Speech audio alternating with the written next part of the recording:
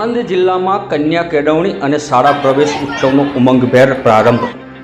શકરપુરમાં શિક્ષણના મહાપર્વની ઉજવણી કરાઈ. આણંદ જિલ્લામાં કન્યા કેળવણી મહોત્સવ અને શાળા પ્રવેશ ઉત્સવનો રાજ્યવ્યાપી કાર્યક્રમ ઉત્સાહ અને આનંદના માહોલ વચ્ચે શરૂ થયો છે.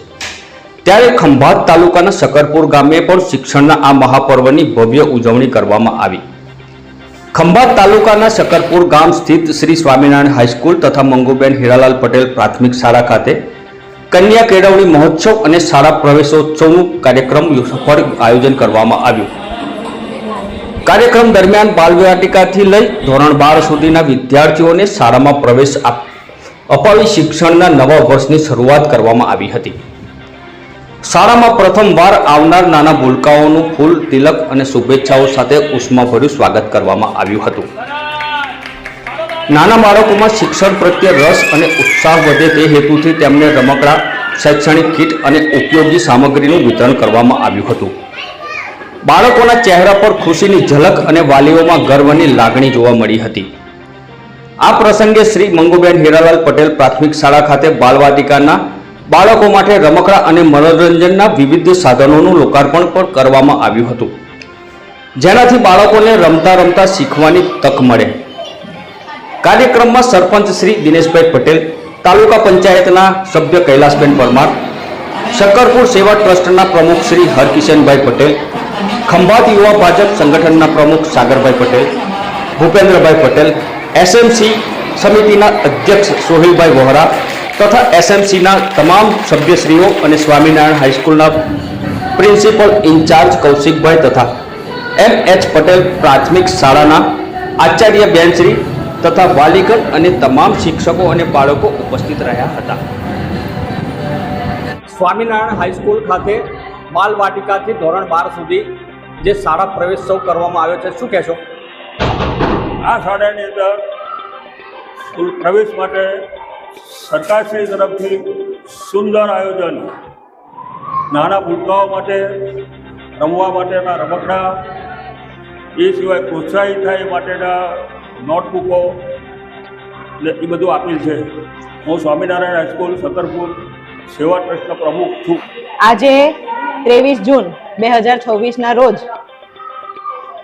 શકરપુર સ્વામિનારાયણ હાઈસ્કૂલમાં અમારી શકરપુર પ્રાથમિક શાળા, આંગણવાડી અને હાઈસ્કૂલ ત્રણેયનો સમન્વયિત પ્રગતિનો પ્રવેશોત્સવનું આયોજન કરવામાં આવેલ હતું.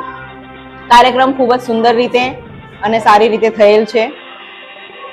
મારી શાળાની વાત કરું તો શકરપુર પ્રાથમિક શાળામાં બાલવાટિકામાં કુલ 27 કુમાર અને 19 કન્યા એમ કરીને 46 બાળકોએ પ્રવેશ મેળવ્યો છે. પહેલા ધોરણમાં 3 કુમાર અને 1 કન્યા એમ કરીને 4 બાળકોએ સીધો પ્રવેશ મેળવ્યો છે અને બીજા ધોરણમાં 1 કુમારે પ્રવેશ મેળવ્યો છે. ધોરણ 6માં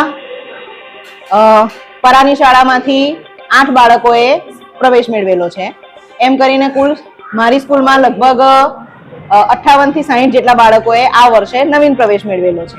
એ તમામ બાળકોને સાથે સાથે આંગણવાડીમાં જેમના 3 વર્ષ પૂરા થયેલા છે એવા તમામ બાળકોને અને અમારી શાળામાંથી ધોરણ 8 પાસ કરીને જે બાજુની હાઈસ્કૂલમાં ધોરણ 9માં પ્રવેશ મેળવ્યો છે તથા હાઈસ્કૂલમાં ધોરણ 10 પાસ કરી અને 11 સાયન્સ, કોમર્સ કે આર્ટ્સમાં જેણે પ્રવેશ મેળવેલો છે એ તમામ બાળકોને આજ રોજ અમોએ શાળા પ્રવેશોત્સવ કાર્યક્રમ અંતર્ગત પ્રવેશ આપેલો છે અને તે બધા બાળકોને સુંદર રીતે શૈક્ષણિક કીટનું વિતરણ કરવામાં પણ આવેલું છે.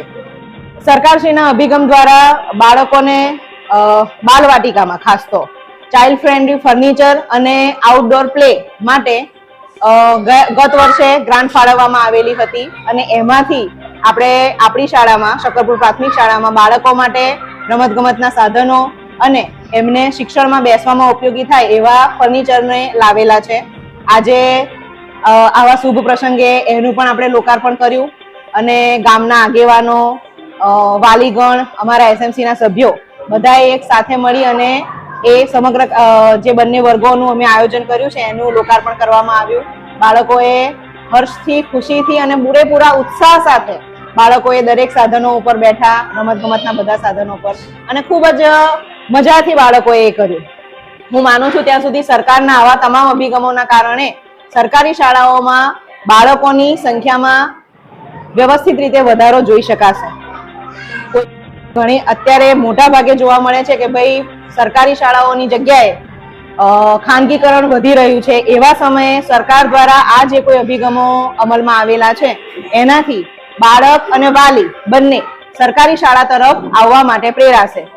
અમારા ઘણા જે આગેવાનો હતા એમના તરફથી પણ જાણવા મળ્યું અને એમણે પણ અમને પ્રોત્સાહન આપ્યા કે આ બધા જે સાધનો ને એવું લાવેલા છો એનાથી બાળકોનો શાળામાં હજી પણ વધારે સંખ્યામાં વધારો થશે. એના માટે એમણે અમને શુભેચ્છાઓ પણ પાઠવી છે.